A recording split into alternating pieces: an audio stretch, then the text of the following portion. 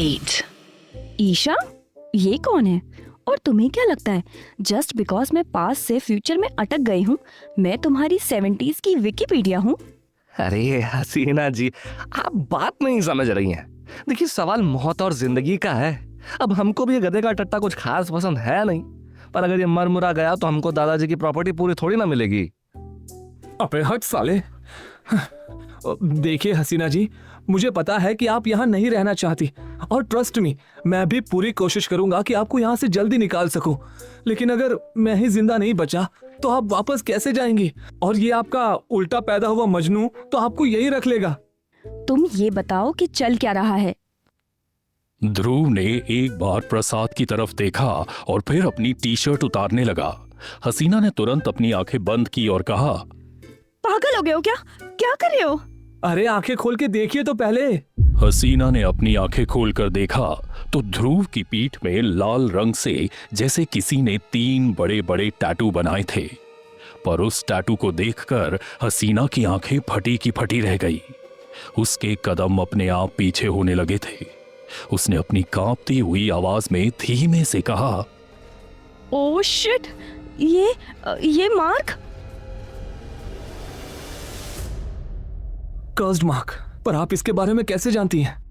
Rubbish, ये कोई cursed mark नहीं है।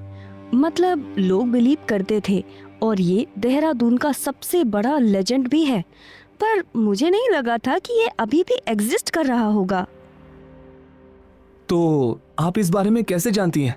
देहरादून के हर इंसान को पता है, पर तब ये थोड़ा डिफरेंट हुआ करता था। मुझे जहाँ तक याद है, ये मार्क उन लोगों को सिर्फ मिलता था जिनकी मौत होने वाली थी। कहते थे अगर ये मार्क तुम्हारी बॉडी पर आए तो 7 दिन के अंदर तुम्हारी मौत तय है। ऑफ कोर्स इस बात पर कोई भरोसा नहीं करता था, पर इसमें सच्चाई तो थी। ऐसा क्यों? जिस ईशा की बात कर रहे हो तुम, उसका केस भी ऐसा ही कुछ था, पर वियर्ड बात ये थी कि उसकी मौत के बाद कोई मरा नहीं, सिवाय उसके फ्रेंड्स और फैमिली के। ध्रुव, अबे देखो, हमको नहीं मरना है भाई। कुछ उपाय लगाओ यार उसका, प्लीज। हसीना ध्रुव के पास आई और बोली, थोड़े बहुत साइकिक तो तुम भी हो, है ना? फिर एक काम करते हैं। हसीना ने अपना हाथ आगे रखा और कहा, मैं और मायादी हसीना से मिले थे। अगर तुम किसी तरह मेरे माइंड में उस दिन को देख सको तो देख लो, शायद तुम्हें सच्चाई पता चल जाए। ध्रुव ने हसीना के हाथ की तरफ ध्यान से देखा।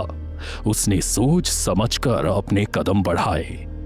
हसीना कोई आत्मा नहीं थी, पर ध्रुव के हाथ पर बने मार्क की वजह से उसके लिए एक चीज आसान थी, हसीना की मेमोरीज में झांक कर देखना। मैं टैरेट वगैरह में भरोसा नहीं रखता, पर क्या करूं? शहर में जो कुछ भी चल रहा है उसके बाद ये पता लगाना बहुत इंपॉर्टेंट है कि एग्जैक्टली हम इसे कैसे खत्म कर सकते हैं। But I'm just so new to tarot, sir.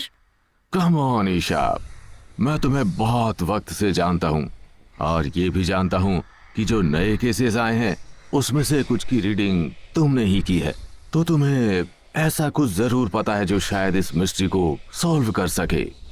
मुझे नहीं पता सर, ये सब क्यों और कैसे हो रहा है।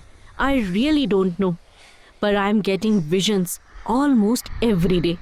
आपको पता है, मैंने कुछ दिन पहले सहगल साहब की रीडिंग की थी, और उनकी रीडिंग में डेविल आया था। उसका मतलब था कि वो अपनी लाइफ में कोई प्यारी चीज सेक्रीफाइस करेंगे। And he sacrificed himself.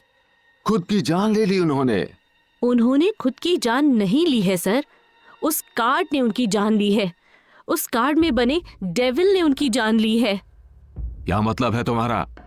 Police reports में साफ साफ ये चीज आई है कि उसने सुसाइड किया था। कोई खुद को इतनी बेरहमी से नहीं मारेगा। सहगल साहब के माथे पर किसी ने पेंटागन से ड्रिल किया था, और मैंने अपने सपने में देखा था कि उनके घर में घुसकर किसी ने उनका मर्डर किया था। But the interesting part is उस इंसान का सर बकरे का था और शरीर इंसान का, वैसे ही जैसे डेविल का कैरेक्टर होता है। ठीक है, I can help you with hypnotherapy.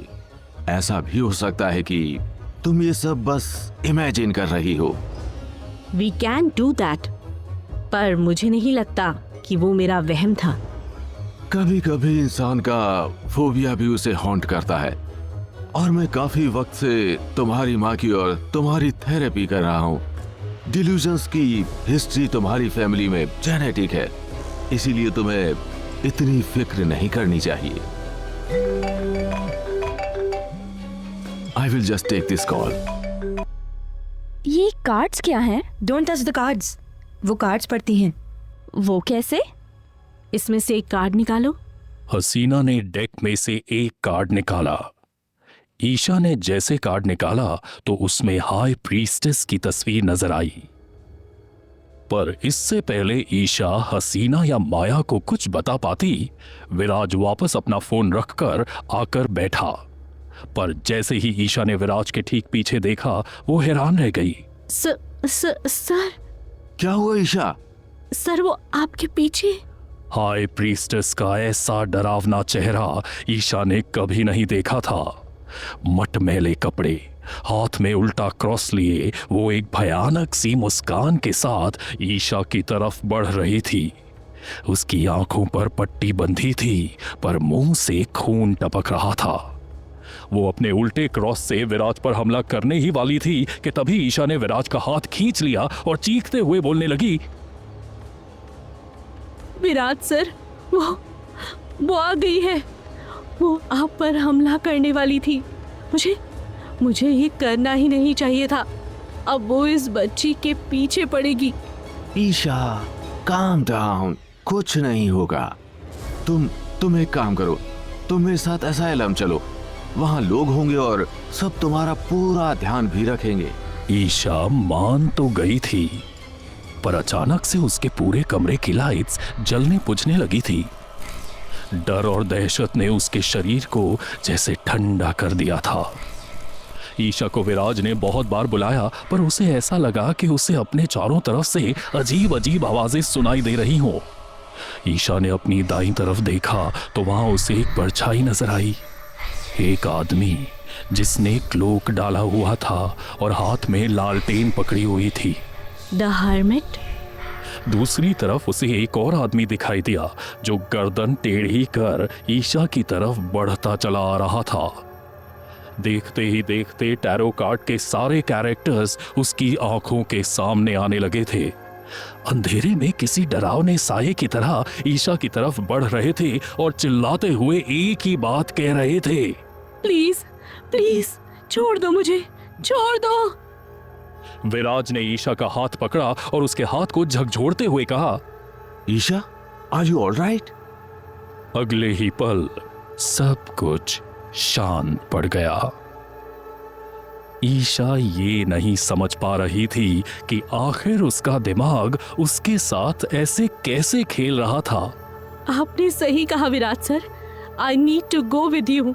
Please please मुझे इस हेलुसिनेशन से बाहर निकालिए।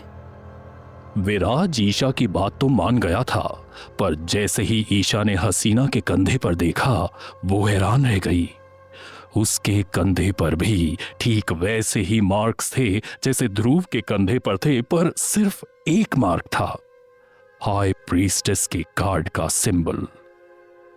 ध्रुव ये देखकर हैरान था, क्योंकि अगर ये सब ईशा का हैलुसिनेशन था तो ये कैसे हो सकता था कि हसीना के कंधे पर उस शाप का मार्क हो।